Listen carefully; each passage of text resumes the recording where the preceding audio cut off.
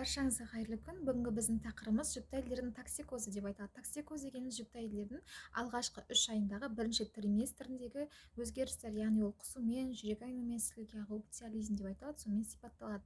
Ал гистоз дегеніміз бұл процестердің екінші, үшінші триместрінде ары қарай асқына отырып, өмірлік маңызды органдардың зақымдалуына дейін алып келеді. Токсикоздың ең жиі кездесетін құсу өзінің дәрежелері бар, жеңіл, ауыр және орта дәрежелер деп айтылады.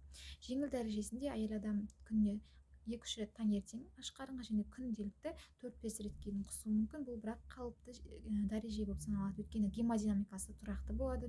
Ол деген жүрек соғу жиілігі және артериялық қан қысымы нормада болады. Ацетонурия жоқ, диурез қалыпты.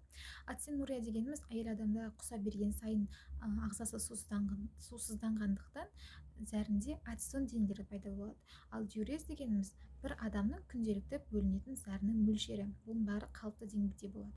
Ал орта дәрежелі кезінде әйел адам 10 ретке дейін құсады. Бұл кезде дене салмағының 6%-ке, яғни 3-5 килограммға салмақ жоғалтуы мүмкін. Тілі ақшыл болып, денесі сұрғылттанып, бозықтанып, одан соң температурасы 37-5-ге дейін, субфебрильдікке дейін көтерілуі мүмкін. Тахикардия, жүрек соғу жиілігі 100-ге дейін артуы мүмкін. Мұндай кездерде міндетті түрде ем алу қажет. Егер бұл емделмейтін болса, үшінші ауыр дәрежеге дейін асып кетуі мүмкін, яғни күніне 15-20 ретке дейін әйел адам құсады.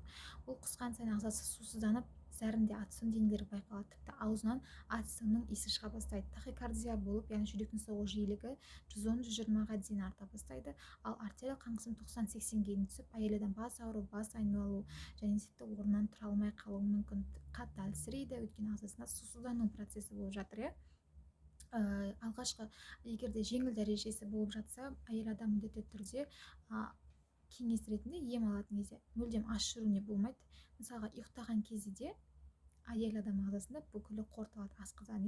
Таңертең тұрған кезде ол аш болғандықтан сразу тұрып тісін жууға болмайды. Сол жатқан күйінде кроваттан тұрмай аузына бір печенье немесе круассан, бір жейтін нәрсесін жеу жату керек. Одан кейін ғана асқазанға бір нәрсе барғаннан кейін ғана орнынан тұрып тісін жууына болады. Себебі адам аш сезінген кезде жүкті әйел құса бастайды, жүрегі айнып. Сосын міндетті түрде 2-3 сағат сайын тамақтану керек. Қарны ашпаса да ол тамақтанып жүру керек. Бір жерге шығатын болса, сумкасына бір заттар салып алу керек, өзінің жейтін заттарын. Өйткені ағзасы ашқан сайын оның құсу процесі жоғарылай береді.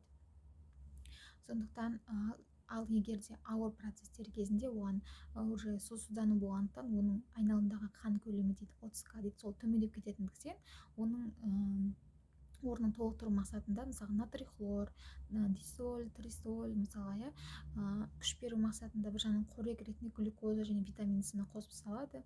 Ол болмай жатса, құсу орталықтарын тоқтататын гастрокинетиктер, яғни дофамин рецепторларының блокаторлары, циркал, ренал деген сияқты, домперидон, андансертон деген сияқты препараттарды натрий хлорға қосып салады. Міндетті түрде осындай процестер байқалса, ұзақ уақыт 4-5 реттен асып жатса, ағзаңызда қандай бір өзіңіз жайсыз, әлсіз сезінетін болсаңыз, гинекологтың көмегіне жүгінгеніңіз абзал. Видео пайдалы болса лайк басып, комментарий жазып, өз ойыңызды білдіруді ұмытпаңыз.